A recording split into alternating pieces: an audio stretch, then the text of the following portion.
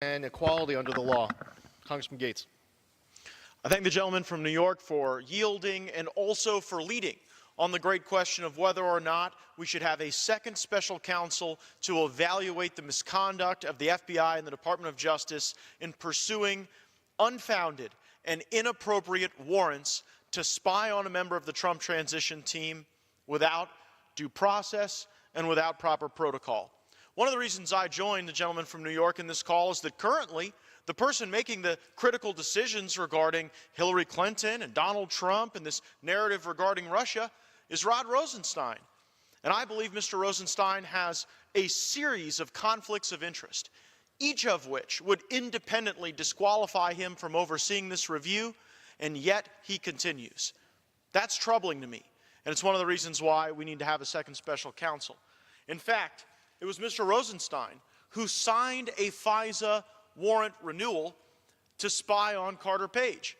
He did this even though the FBI and Department of Justice knew that Christopher Steele, the author of the dossier that was the principal basis for that warrant, had been deemed uncredible and had said things that were not true to the FBI. Mr. Rosenstein also signed pleadings seeking to silence a witness who may have had information regarding the sale of uranium to Russians. Mr. Rosenstein took no real action against Bruce Orr, a senior official at the Department of Justice, even though Mr. Orr failed to report the fact that his wife was moonlighting as a researcher to dig up dirt on Donald Trump and then commingle that dirt with lies told by Russians and folks from Hillary Clinton's campaign in the DNC. Mr. Rosenstein allowed Bob Mueller to pick a biased team, people who had gone to Hillary Clinton's election night party, people who had represented the Clinton Foundation when they had been accused of not producing public documents. Mr. Rosenstein could have stepped in. He could have demanded a higher standard in the assembly of that team, but he didn't. Mr. Rosenstein wrote a secret memo to expand the scope of the Russia investigation. He approved the raid on Mr. Trump's personal lawyer. He took no action on criminal referrals well laid out by Senators Grassley and Graham, Mr. DeSantis and others, indicating that Christopher Steele and Glenn Simpson had lied to the FBI and potentially had failed to register as agents of a foreign government as they were seeking to lobby for changes to the Magnitsky Act.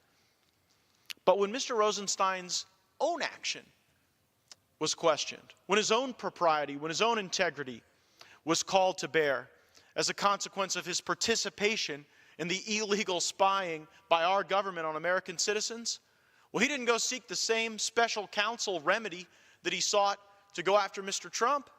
He went and picked his own employees to investigate himself.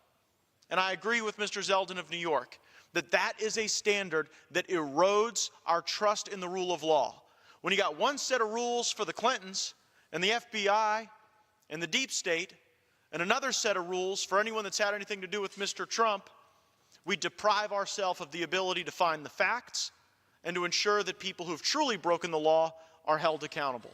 I support Mr. Zeldin's call for a second special counsel. I would note that this is an organic call from the membership of this body. It began with several members of the Judiciary Committee in July. Under Mr. Zeldin's leadership, we've had a number of Republican colleagues sign on, including the Majority Leader of the House and the Whip of the House. Invite and encourage our leadership to continue to support these efforts so that we can restore the rule of law in this country. I thank the gentleman from New York, and I